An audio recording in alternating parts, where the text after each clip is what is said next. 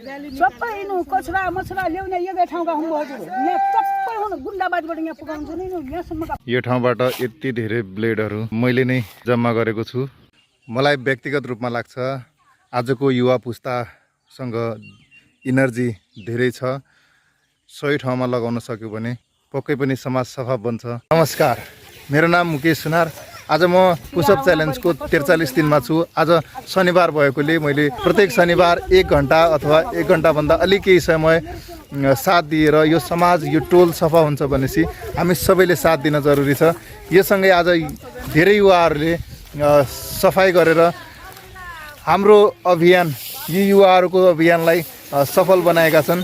आज पनि प्रत्येक दिन जस्तै उत्साह छ, प्रत्येक दिन जस्तै नयाँ जोस छ। जति शनिबार आउँछन् यी युवाहरूमा नयाँ किसिमको ऊर्जा आउँछ। हेर्नुहोस्, आज यो सरसफाइ अभियानको लगातार तेस्रो दिन हो, तेस्रो शनिबार र यो वैशाख महिनाको अन्तिम शनिबार पनि।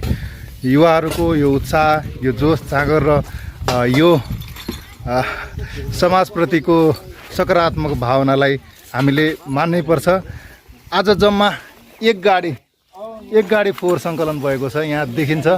यो सबै आजको अझै पनि बाँकी छ भनेपछि यो ठाउँमा कति फोहोर जम्मा रहेछ, कति मान्छेहरूले जम्मा गरेका रहेछन्। यहाँ लुकाएर राखेको फोहोर, यहाँ खुला छोडेको फोहोर, सिसा, फलामका टुक्राहरू, ब्लेड, कपालहरूदेखि लिएर कपडाहरू सँगै सबै कुराहरूलाई हामीले आज यो गाडीमा हालेका छु।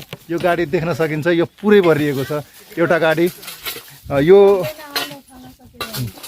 गाडीलाई व्यवस्थापन गरिदिनु हुने र व्यवस्थापन गर्न साथ दिनुहुने सम्पूर्णलाई धन्यवाद। युवाहरूलाई पनि धन्यवाद।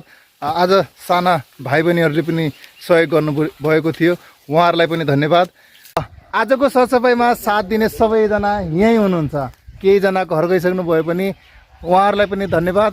विशेष गरी आज युवाहरूसँगै हाम्रा सानीहरूले पनि साथ दिएका छन्। यी सबैजनालाई धेरै धेरै धन्यवाद। एकचोटि सबैले हेलो भनिदिनु ल, धन्यवाद। यो सँगै आजको च्यालेन्ज, आजको सरसफाइ यहीँ सकिन्छ।